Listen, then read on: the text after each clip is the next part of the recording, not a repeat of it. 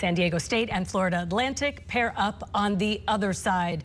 Our Playing the Game contributor Paul Crane has left his man cave from the weekend of March Madness and now joins us with a look at what could be a wild Final Four. All right, we've got to start with the Cinderella teams. Florida Atlantic, San Diego State. Who would have thought? I mean, first of all, Florida Atlantic, nobody even knew who they were, and now everybody's saying, how do I sign up? How do I go there? Well, first answering the question of who would have thought, ESPN said it had 20 million brackets, only 37 got the Final Four right. So that's astronomically small number of people. But Florida Atlantic, the Owls are having everyone say, who?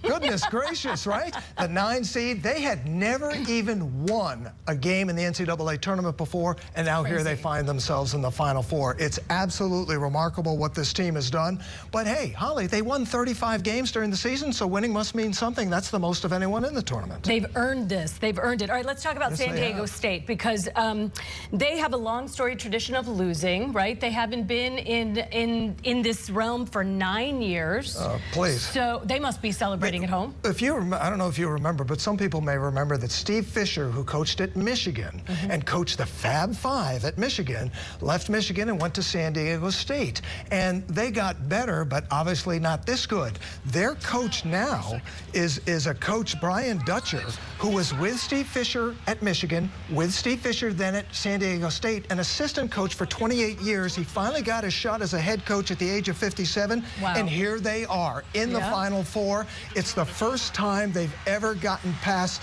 the Sweet 16, the conference.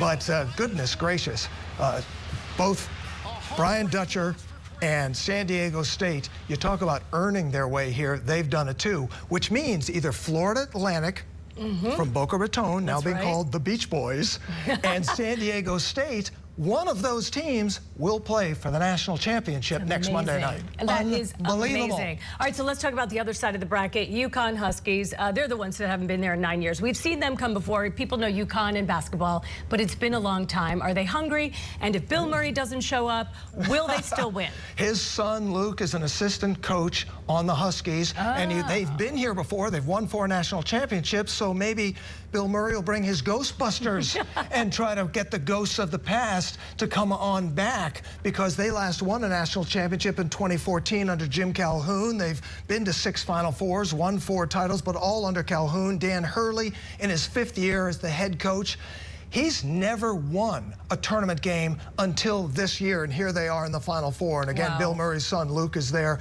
and so this team is pretty good. Now, they're going to play Miami on next Saturday night. Now, Miami, again, comes from the powerhouse ACC, but Miami's never been to the Final Four either. 3 of these 4 teams have never been to the Final Four. That's the first time that's ever happened since the expansion of the tournament field in 1985. The last time that happened was 1970, when it didn't take 4 wins to get to the Final Four. The field was much smaller. So what does it do for overall for the NCAA March Madness? I mean, we looked at, there's no number 1, number 2, or number 3 seeds in there. There's a lot of upsets, and I know anything can happen, but I mean, people are really shocked about this year. Usually you have at least one number 1. Sure. Or a number 2. We talked about that a couple of weeks ago, that since the expansion of 1985, 0 number 1 seeds had reached it only twice.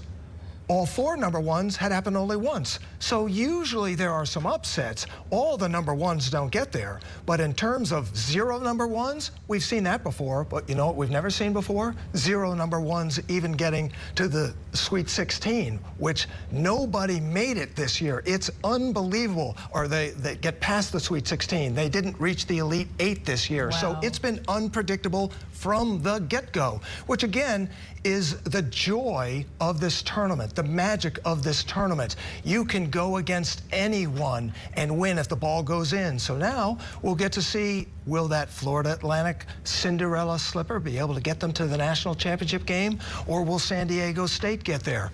That's also uncharted water for either one. Good answer. But UConn is the team that's been here before, as you noted. As a 4 seed, they're the highest seed, so they're the only team that doesn't have to bring a dark-colored uniform. They'll be the highest seed in whatever game they play, so they got their home whites every time. And so let me ask you really quickly, what does this do for these schools like Florida Atlantic, San Diego State? I mean, will we see people, you know, enrollment go up? People want to go to the school. Not only did they not know where it was before, now they want to go there. That's a great point. It obviously shows the excitement that this can bring, and it's a cool thing. But I think more than anything else, it brings a lot of money. For example, Florida Atlantic in the Conference USA and San Diego State and Mountain West. The Mountain West Conference had never had any team ever get past the Sweet 16.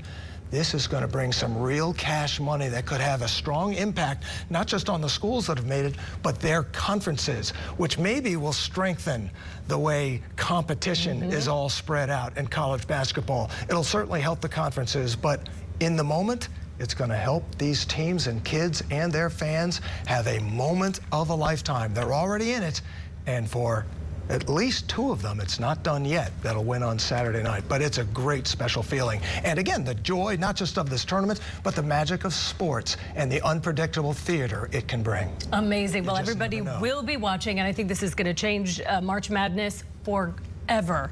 So, Paul Crane. It was unpredictable before. Well, I'll be watching. Thank you so much for being here. And more Morning Rush on the other side of this break.